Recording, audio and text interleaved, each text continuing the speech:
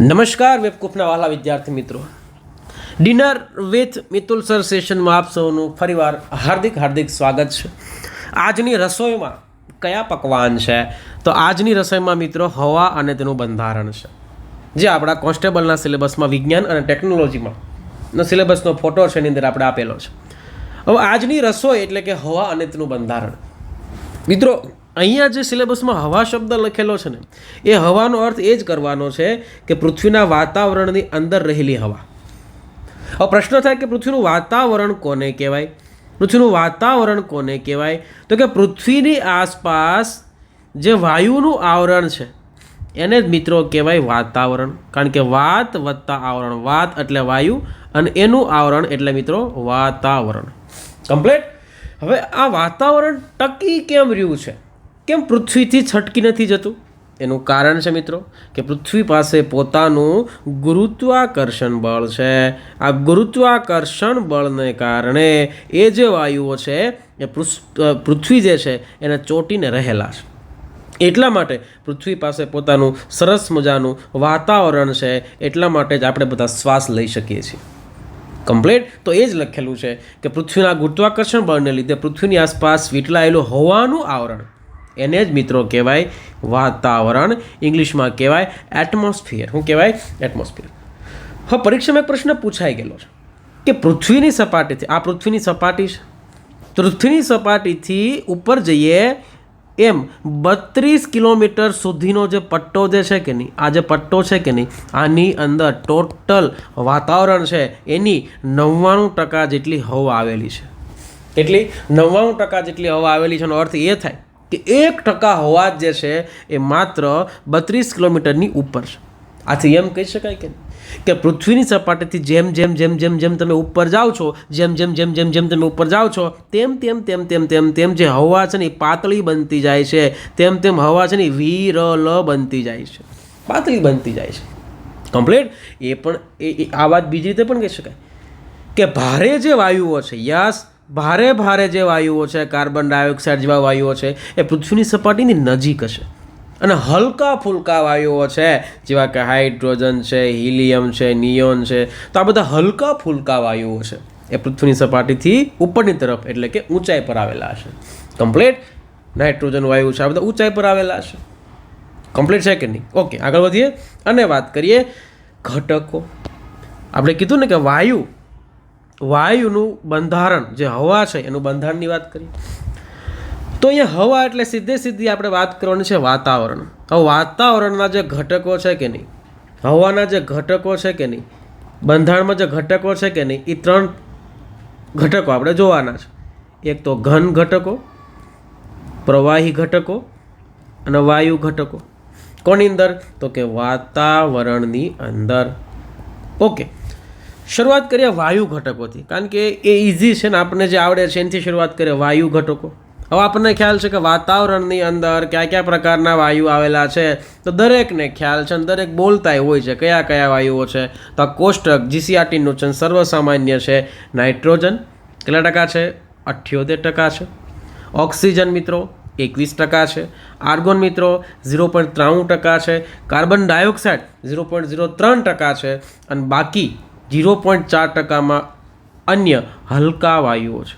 અને આમ કરીને કુલ 100% જે છે એ કમ્પોઝિશન થાય છે. એ 100% જે છે એ કમ્પ્લીટ હવા બને છે.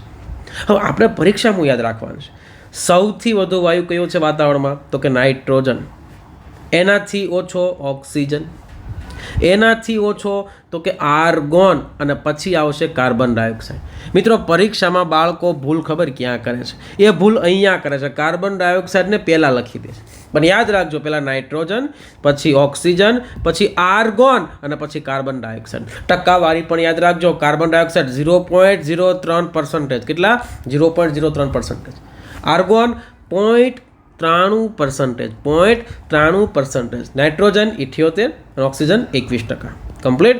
હવે પરીક્ષામાં એક પ્રશ્ન આવી પૂછવાનો કે કમ્પોઝિશન છે ટકાવારી તમે આપી, એ કોના આધારે આપી? તો કે બાય વોલ્યુમ, કદના આધારે. કોના આધારે છે મિત્રો? કદના આધારે, દળના આધારે નથી, વોલ્યુમના આધારે એ ટકાવારી જે છે આપણે ડિફાઇન કરેલી છે. કમ્પ્લીટ. તો વાયુ ઘટકોમાં આપણે જુદા જુદા પ્રકારના વાયુઓ જોયા. હવે એ જે વાયુ ઘટકો છે એ વાયુ ઘટકોનું આપણે બે પ્રકારે વર્ગીકરણ જોવાનું છે. નંબર 1, પૃથ્વીની સપાટીથી તમે જેમ જેમ ઉપર જાઓ છો એમ. અને નંબર 2 કે પૃથ્વીની સપાટી પર તમે વિષુવવૃત્તથી 0 ડિગ્રીથી ધ્રુવ પ્રદેશ સુધી જાઓ છો. એ બાબત છે, બંને વિશે આપણે અભ્યાસ કરવા છે. બંને અલગ અલગ પ્રકારના વિતરણ કહેવાય. પહેલી વાત કરીએ ઉધ્વ વિતરણ. હવે આજે હવાના જે ઘટકો છે એનું ઉધ્વ વિતરણ જોઈ લઈએ. તો શરૂઆતના 80 કિલોમીટર સુધીના પટ્ટામાં જે પણ કંઈ વાયુઓ છે ને એનું બંધારણ એક સમાન છે. કેટલા સુધી? 80 કિલોમીટર સુધી. એનો અર્થ એમ થાય, અહીંથી તમે ચમચી ભરો ને વાયુની, તો એ ચમચીની અંદર 78% જ N2 આવે, 21% જ O2 આવે અને 0.93% જ આર્ગન આવે. ચમચી અહીંથી ભરો કે અહીંથી ભરો, સમાંગ મિશ્રણ છે. પણ જો તમે 80 કિલોમીટર ઉપરથી કોઈ પણ ચમચી ભરો છો તો એની અંદર બની શકે કે અહીંયા હાઇડ્રોજન વધારે હોય, અહીંયા હિલિયમ વધારે હોય, અહીંયા નાઇટ્રોજન વધારે હોય, અહીંયા આર્ગોન વધારે હોય એમ. એટલે કે 80 કિલોમીટરનો આંકડો યાદ રાખજો કે પૃથ્વીની સપાટીથી 80 કિલોમીટર સુધી જે પણ કંઈ હવા છે ને એ સમાંગ છે, એ સમાન છે. પણ 80થી ઉપરની વાત કરો સાહેબ, ત્યાંની હવા મિત્રો વિષમાંગ છે. કેવી છે? વિષમાંગ છે. એનું બંધારણ એક સમાન નથી. તો 80 કિલોમીટરનો આંકડો યાદ રાખજો. આ ઉપરાંત ઉધ્વ જ વાત કરવાની છે, કેટલી ઊંચાઈ સુધી કયા કયા વાયુઓ તમને જોવા મળશે એ પણ યાદ રાખવાના છે. તો યાદ રાખો, નંબર 1 નાઇટ્રોજન છે તમને 130 કિમી સુધી જોવા મળશે. આંકડા યાદ રાખજો કે પૃથ્વીની સપાટીથી 130 કિલોમીટર સુધી કોણ છે? તો કે નાઇટ્રોજન જોવા મળશે. 130થી ઉપર તમને નાઇટ્રોજન જોવા મળશે નહીં. તો nitrogen 130 kilometre, oxygen 110 kilometre, carbon dioxide ખાસ યાદ રાખજો પૃથ્વીની સપાટીથી મેક્સિમમ 20 કિલોમીટર સુધીની રેન્જમાં જ તમને કાર્બન ડાયોક્સાઇડ જોવા મળશે. કોણ જોવા મળશે? કાર્બન ડાયોક્સાઇડ તમને જોવા મળશે. કેમ? કારણ કે કાર્બન ડાયોક્સાઇડ ભારે વાયુ છે. કેવો વાયુ છે કાર્બન ડાયોક્સાઇડ? ભારે વાયુ છે. કમ્પ્લીટ. ઓઝોનની વાત કરો સાહેબ, તો ઓઝોન તમને જોવા મળશે. ખાસ યાદ રાખજો, તમને જો નથી ખબર તો ગોખી લેજો. ઓઝોન તમને જોવા મળશે સમતાપ આવરણમાં. કયા આવરણમાં? સમતાપ આવરણમાં જોવા મળશે. અને ઊંચાઈ જો યાદ રાખવાની થાય તો યાદ રાખજો ખાસ 32થી 48 કિલોમીટરનો જો પટ્ટો છે પૃથ્વીની સપાટીથી, 32થી 48 કિલોમીટરનો જે પટ્ટો છે ત્યાં તમને ઓઝોન એટલે કે O3 જોવા મળશે. એ જોવા મળશે, ઓઝોન વાયુ જોવા મળશે. જે આપણને સૂર્યના અલ્ટ્રાવાયોલેટ જે કિરણો છે, પાર જાંબલી જે કિરણો છે એની સામે રક્ષણ આપે છે, એ ઓઝોન વાયુની વાત છે. સારો ઓઝોન વાયુ. કમ્પ્લીટ. ઓકે. અને અગેન હાઇડ્રોજન તથા હિલિયમ જે છે 130 કિલોમીટર સુધી જોવા મળશે. તો ગોખી નાખો સાહેબ, nitrogen, hydrogen, helium 130, oxygen 110, carbon dioxide 20 અને ઓઝોન 32થી 48 કિલોમીટર સુધીનો પટ્ટો. કમ્પ્લીટ. યાદ રહેશે. ઓકે. હવે આ ક્ષિતિજ વિતરણની વાત કરીએ. બહુ સરસ વાત છે. માનો કે આ પૃથ્વી છે, આ 0 ડિગ્રી અક્ષાંશ અને અહીંયા 90 ડિગ્રી અક્ષાંશ. તો યાદ રાખજો 0 ડિગ્રી અક્ષાંશ એટલે વિષુવવૃત્ત. અહીંયા સૂર્ય લગભગ 12 માસ ચમકતો હોય, આથી અહીંયા તાપમાન મિત્રો વધારે હોય, ગરમી વધારે હોય. હવે તાપમાન વધારે હોય ને એટલે વાયુ ગરમ થાય, અને વાયુ ગરમ થાય ને તો વાયુ પૃથ્વીની સપાટીથી ઉપર ચડે. એટલે અહીંયા છે ને એ હલકા વાયુ હોય. કેવા વાયુ હોય? લાઇટ વાયુ હોય. પણ ધ્રુવ પ્રદેશ પાસે તાપમાન ઓછું હોય. આપણને ખ્યાલ છે ઉત્તર ધ્રુવ અને દક્ષિણ ધ્રુવ બરફ છે, તાપમાન ઓછું છે. તો આથી ધ્રુવ પ્રદેશ પાસે મિત્રો વજનમાં ભારે એવા વાયુઓ હોય. કેવા વાયુ હોય? ભારે એવા વાયુ હોય. તો યાદ રાખજો, વિષુવવૃત્તથી તમે જેમ ધ્રુવ પ્રદેશ તરફ જાઓ છો, વિષુવવૃત્તથી તમે જેમ ધ્રુવ પ્રદેશ તરફ જાઓ છો એમ વાતાવરણની અંદર ભારે વાયુનું પ્રમાણ મિત્રો વધતું જાય છે. કેવું થતું જાય છે? વધતું જાય છે. અને વાતાવરણના વાયુનું ક્ષિતિજ વિતરણ કહેવાય. કે વિતરણ કહેવાય ક્ષિતિજ. કારણ કે જમીનને આપણે ચોટીને લાગીને એ આપણે વિતરણ જે છે ભણવાનું છે. કમ્પ્લીટ. તો એ લાઈન ખાસ યાદ રાખજો, વિષુવવૃત્તથી ધ્રુવ તરફ જાઓ એમ ભારે વાયુનું પ્રમાણ મિત્રો વધતું જાય છે. કમ્પ્લીટ. ઓકે. આગળ વધીએ.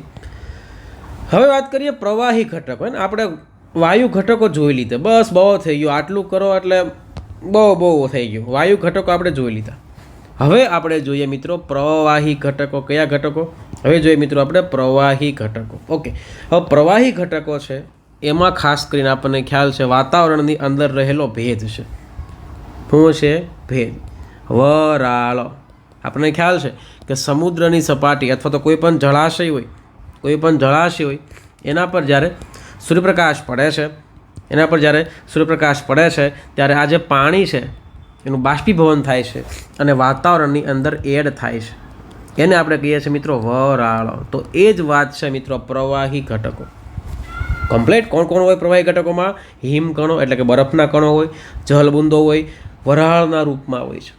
કમ્પ્લીટ. અને વરાળ એ મહત્વનું સ્વરૂપ છે મિત્રો. યાદ રાખજો, પાછી ઊંચાઈ યાદ રાખવાની છે. પૃથ્વીની સપાટીથી તમે 10 થી 12 કિલોમીટર સુધીની વચ્ચે તમને મિત્રો શું જોવા મળશે? તો કે વરાળ જોવા મળશે. શું જોવા મળશે મિત્રો? તો કે વરાળ જોવા મળશે. 12 થી ઉપર 12 કિમીની ઉપર તમને ક્યાંય એ વરાળ જોવા મળશે નહીં.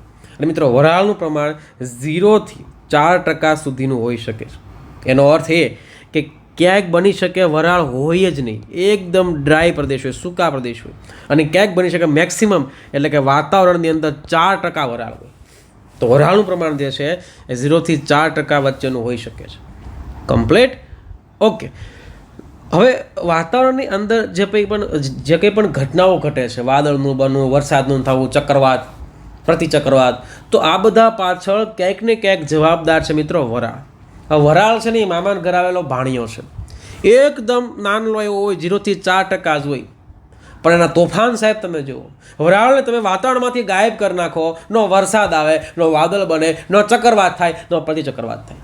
વરાળ આટલો બધો અગત્યનો ઘટક છે. અને એ વરાળનો જે ઘટક છે એ કયા ઘટકમાં લેવાનો છે મિત્રો? પ્રવાહી ઘટકમાં. કારણ કે વરાળ છે ને એ પાણી છે. કમ્પ્લીટ. ઓકે, ઘન કણોની વાત કરીએ. ઘન કણો, વાતાવરણની અંદર રહેલા ઘન કણો. જો વાયુ જોયા, પ્રવાહી જોયા, ઘનની વાત કરીએ મિત્રો, યાદ રાખજો એક જ શબ્દ રજ કણો. જે નાના નાના ધૂળના કણો વાતાવરણની અંદર તરતા હોય ને એને મિત્રો રજ કણો કહેવાય. અને રજ કણો છે મિત્રો એટલા માટે કામના છે કારણ કે આ જે વરાળ જે છે મિત્રો, જો ખાસ કે બહુ મજાની વાત છે, આ જે વરાળ જે છે એ વાતાવરણની અંદર જે ભળી છે કે નહીં. હવે તમે જોઈ શકો છો કે આ પાણીમાંથી વાયુ અવસ્થામાં કન્વર્ટ થાય અને વરાળ કહી દીધી આપણી. હવે વરાળ જે છે ઠંડી પડશે અને ઠંડી પડ્યા પછી પાછી વરસાદના સ્વરૂપે જમીન સપાટી પર પડશે. પણ મિત્રો એ ઠંડી કરવા માટેને કોઈક જગ્યા જોઈશે. તો યાદ રાખજો કે સમુદ્ર પરથી જે કંઈ પણ ભેજ, વરાળ એ વાતાવરણની અંદર જાય છે મિત્રો, એ જ્યારે કોઈ પણ રજકણ છે એને જગ્યા પ્રોવાઈડ કરશે કે ભાઈ તમે આવો. અહીંયા માનો કે રજકણ હોય, અહીંયા રજકણ હોય, એવું કહે છે કે ભાઈ વરાળ તમે આવો. ક્યાં આવો? તો કે અમારા પર બેસો અને ઠંડા પડો. શું કરો? ઠંડા પડો. અને મિત્રો એને કહેવાય છે સંઘનન. શું કહેવાય? સંઘનન, કન્ડન્સેશન. સંઘનન એટલે ફરીથી વરાળનું રૂપાંતર થવું પાણીમાં, અને સંઘનન કહેવાય કે ગેસ કન્વર્ટ થવું લિક્વિડમાં. તો યાદ રાખજો, રજકણો જે છે, આ રજકણો મિત્રો સંઘનનની પ્રક્રિયા માટે સંપર્ક સપાટી પૂરી પાડે છે. રજકણ વગર વાદળો બને નહીં અને વાદળો વગર વરસાદ થાય નહીં. કમ્પ્લીટ. તો ખાસ યાદ રાખજો, રજકણો બહુ જ કામના છે જે વાતાવરણની અંદર ઉડ થતા હોય છે. કમ્પ્લીટ. બીજી એક ઘટના છે પ્રકીર્ણનની ઘટના. પ્રકીર્ણન કોને કહેવાય? આપણને ખ્યાલ છે સૂર્ય જે છે એમાંથી શ્વેત પ્રકાશ જ્યારે આવે છે તો શ્વેત પ્રકાશ 7 રંગોનો બનેલો છે. આ 7 રંગો આપણને ખ્યાલ છે જાની, વાલી, પીનારા. 7 આપણે પ્રિઝમ ભણતા કે નહીં? આ 7 રંગ આપણે ભણતા, ખ્યાલ હોય તો. અચ્છા, મને એમ કહેતો કે આ શ્વેત પ્રકાશ 7 રંગનો બનેલો છે, એવું કીધું તું કોણે? કયા વૈજ્ઞાનિકે કીધું? કોણે એવા પ્રયોગ કર્યા હતા? તમારે મને અત્યારે ચેટ બોક્સની અંદર લખવાનું. તો 7 રંગો છે જાની, વાલી, પીનારા. ખાસ યાદ રાખજો, એમાંથી સૌથી ઝડપી જે રંગ છે ને એ રાતો રંગ છે, અને સૌથી ધીમો રંગ છે ને એ જાંબલી રંગ છે. અને મિત્રો જે રંગ ઝડપી હોય ને એનું વિચલન ઓછું થાય. શું થાય મિત્રો? વિચલન ઓછું થાય. હવે વિચલન એટલે શું? તો કે ભટકાઈને આમ તેમ જતું રહેવું. જે રંગની ઝડપ વધારે એ રંગનું વિચલન ઓછું, અને જે રંગ ધીમો ધીમો આવતો હોય જાંબલી એ રંગનું વિચલન મિત્રો વધારે હોય. વિચલન મિત્રો વધારે હોય. વિચલન મતલબ કે ત્રાસું ભાંગું ભાગું કમ્પ્લીટ. હવે તમે જુઓ સાહેબ, તમે અહીંયા ઊભા છો, સૂર્યના પ્રકાશના કિરણો તમારી પાસે આવે છે, તમને સૂર્ય લાલ કેમ દેખાય છે? કારણ કે જે લાલ રંગનું જે કિરણ જે છે એ સીધું તમારા આંખમાં આવે છે, કારણ કે એનો વેગ વધારે છે. વેગ વધારે, વિચલન ઓછું. પણ જે જાંબુડિયો રંગ છે, વાદળી જેવો રંગ છે, એ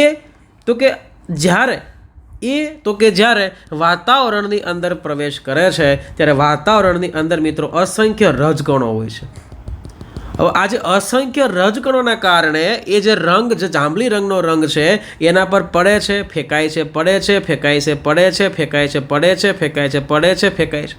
આમ આખા આકાશમાં જે જાંબલી રંગ છે, જે વાદળી રંગ છે એ ફંગોળાયા કરે છે, કારણ કે એ રંગનું વિચલન વધારે છે, વેગ ઓછો છે.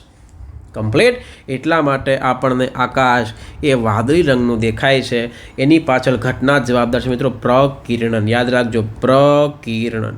તમને પરીક્ષામાં પ્રશ્ન પૂછાઈ ગયેલો છે કે આકાશ વાદળી દેખાય છે, કેમ? કઈ ઘટના? પ્રકિરણન. ખ્યાલ આવ્યો? અને એના પાછળ ભાગ કોણ ભજવે છે મિત્રો? રજકણો. કારણ કે પ્રકાશ ભટકાય ક્યાંથી?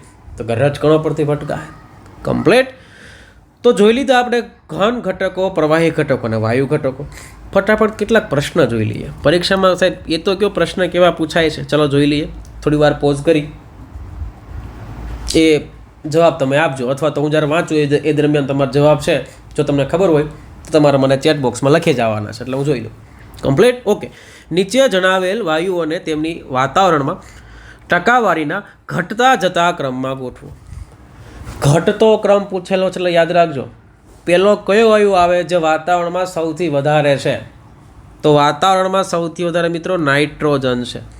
તો આપણો જવાબ બગડેથી ચાલુ થાય. જેને જવાબ આવડે છે ચેટમાં લખી શકો છો, ને આન્સરમાં તમે ફટાફટ લખી શકો છો. તો આપણો જવાબ 2 થી ચાલુ થાય. કમ્પ્લીટ. ઓકે. તો આમાં 2 છે શરૂઆતમાં, આમાં 2 છે, આમાં તો 1 છે નીકળી જાય, આમાં 3 છે નીકળી જાય.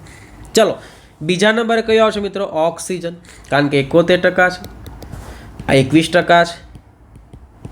તો પછી આવશે એકડો. તો બંનેમાં છે. આગળ જોઈએ. હવે મેં તમને યાદ રખાવ્યું કે હવે જેનો નંબર આવશે મિત્રો આર્ગોનનો આવશે. આર્ગોનનો 0.93% છે, અને પછી 0.03% વાળો કાર્બન ડાયોક્સાઇડ આવશે. તો હવે 4 નંબર પહેલાં આવશે અને પછી 3 નંબર આવશે. આપણો જવાબ મિત્રો બી આવશે. આપણે ઉતાવળમાં ઘણા લોકો ડી કરી નાખે છે. કાર્બન ડાયોક્સાઇડ પહેલાં નહીં, પહેલાં આર્ગોન પછી કાર્બન ડાયોક્સાઇડ આવશે. આ GAS જે આપણી મામલતદાર DYSP DC Gujarat administrative service એમાં પૂછેલો પ્રશ્ન છે GPSC દ્વારા. ઓકે. આગળનો પ્રશ્ન જોઈએ, બહુ મોટો પ્રશ્ન છે, જોઈ લે, બહુ મજા આવશે. વાતાવરણના બંધારણમાં બાબતે નીચેના પૈકી કયા વિધાનો સાચા છે? પરીક્ષામાં સાચા ખોટા નીચે અંડરલાઈન કરવાની, પછી જ આગળનું કામ કરવાનું. કયા સાચા છે? તો જો પૃથ્વીની સપાટીથી આશરે 32 કિમી ઊંચાઈ સુધી લગભગ 99% હવા સમાયેલી છે. જો તમને આન્સર આવે છે ફટાફટ વાંચીને જવાબ લખજો. વિધાન એકદમ સાચું છે. આપણે હમણાં તો વાત કરી કે સપાટીથી 32 કિમી સુધી કેટલી હવા છે? 99% જેટલી હવા છે. વિધાન પેલું સાચું છે. તો ઓકે. એ કોઈ રાખવાના છે તો બધામાં 1 છે, સોરી 1માં 1 નથી તો આ નીકળી જાય. એલિમિનેશન. આગળ વધીએ. કાર્બન ડાયોક્સાઇડ વાતાવરણનો સૌથી ભારે વાયુ છે. સાચી વાત છે. કાર્બન ડાયોક્સાઇડ મિત્રો ભારે વાયુ છે. તો બીજું વિધાન જે છે એ પણ સાચું છે, તો આ નીકળી જાય. કમ્પ્લીટ. ત્રીજું જોઈએ. હવાના તાપમાનના તફાવતને કારણે વિષુવવૃત્ત પરના વાતાવરણમાં ભારે વાયુઓ સૌથી ઓછા હોય છે. બહુ સરસ વાક્ય છે, જો સમજવા જેવું છે કે વાતાવરણમાં તાપમાનના તફાવતને કારણે વિષુવવૃત્ત એટલે અહીંયા સૂર્ય હોય છે. સૂર્યની ગરમીને કારણે અહીંયા અહીંના વાતાવરણમાં ભારે વાયુઓ ઓછા હોય છે. બહુ સરસ વિધાન છે. પણ આની જગ્યાએ તો કે વધારે હોય છે, તો મિત્રો ધ્રુવ પ્રદેશ આવે તો વિષુવવૃત્ત ન આવે. તો મિત્રો આપણને ખ્યાલ છે કે વિષુવવૃત્ત પર 0 ડિગ્રી અક્ષાંશ પર સૂર્યને કારણે ગરમી વધારે હોવાથી તાપમાન વધારે હોય છે, એટલે વાયુ ગરમ થાય છે અને ઉપર તરફ ચડે છે. એટલા માટે અહીંયા ભારે વાયુનું પ્રમાણ મિત્રો કેવું છે મિત્રો? ઓછું છે. વિધાન એકદમ સાચું છે, ત્રણેય સાચા છે, 1, 2 અને 3 કમ્પ્લીટ. ઓકે, આગળ વધીએ અને વાત કરીએ આગળનો પ્રશ્ન. વાતાવરણના કુલ વાયુ રચનામાં નીચેના પૈકી કયો વાયુ સૌથી ઓછા પ્રતિશત ધરાવે છે? અગેન જીપીએસસી દ્વારા પૂછાયેલો છે. પેલો એસટીએનો પેલા આપણે જોયો, જીપીએસસીનો જોયો. તો આવા પ્રશ્ન વિધાનવાળા હોય ને ત્યારે થોડું ઘણું આંકડા છે કે નહીં એ આપણે યાદ રાખી લેવાના, જેનાથી આપણે એલિમિનેશનમાં બહુ મજા આવે. એસટીએમાં પૂછાયેલો છે. અને વાત કરીએ હવે જીએસનો પ્રશ્ન, જીપીએસસી સૌથી ઓછો પૂછેલો છે. તો આ તમે જો, આ બધા છે ને એક જ ગામના છે, હિલિયમ, હાઇડ્રોજન અને નિયોન. સૌથી ઓછો એક જ હોય, ઓઝોન. કારણ કે માત્ર ને માત્ર તમને ખ્યાલ છે સમતાપ આવરણમાં આવેલો છે. અને શું કામ છે આનું? તો કે અલ્ટ્રાવાયોલેટ પારજાંબલી કિરણો સામે રક્ષણ પૂરું પાડે છે. સાચો જવાબ મિત્રો આપણો ઓઝોન આવશે. ઓકે, વાતાવરણની જળબાષ્પ એટલે કે વરાળ ખાલી જગ્યા સાથે ઘટતી જાય છે. તો આપણે હમણાં જ વાત કરી કે પૃથ્વીની સપાટીથી 0થી લઈ અને 12 કિમી સુધી જ વરાળ હોય, ઉપર વરાળ હોય નહીં. તો જેમ જેમ ઊંચાઈ વધે ને એમ વરાળ મિત્રો ઘટતી જાય છે. સાચો જવાબ મિત્રો ઊંચાઈ આવશે. કમ્પ્લીટ. તો બસ આ સેશન આપણે આખું જે છે એ હવા અને તેનું બંધારણ ઉપર શીખ્યા. લગભગ બધું જ મેં સંભાવવાનો પ્રયાસ કર્યો છે. આના બહારનું વાંચવાનું તમારે ક્યાંય જરૂરી નથી. આટલું વાંચો, આટલું યાદ રાખો. પરીક્ષામાં કોઈ પણ પ્રશ્ન આવે ને એ તમે 100% અટેન્ડ કરવાનો છો. આ ઉપરાંત એક માહિતી મારે એ આપવી છે કે જે લોકોને પર્યાવરણ અને અર્થશાસ્ત્ર નથી આવડતું, જરા પણ અઘરું લાગે છે, લોકો સ્કીપ કરે છે, તો ફટાફટ છે તમે આપણી બેચ સારંગ બેચમાં ફટાફટ જોઈન થઈ જજો. એકદમ પાયાથી સરળ ભાષામાં સરસ મજાનું પીએસઆઈ, કોન્સ્ટેબલ અને સાથે સાથે મિત્રો સીસીમાં જે કંઈ પણ કામનું છે એ દરેક વસ્તુ જે છે આપણે આની અંદર સમાવેશ કર્યો છે. તો મળીએ કાલના ડિનરમાં. ત્યાં સુધી આપ સૌને જય હિન્દ.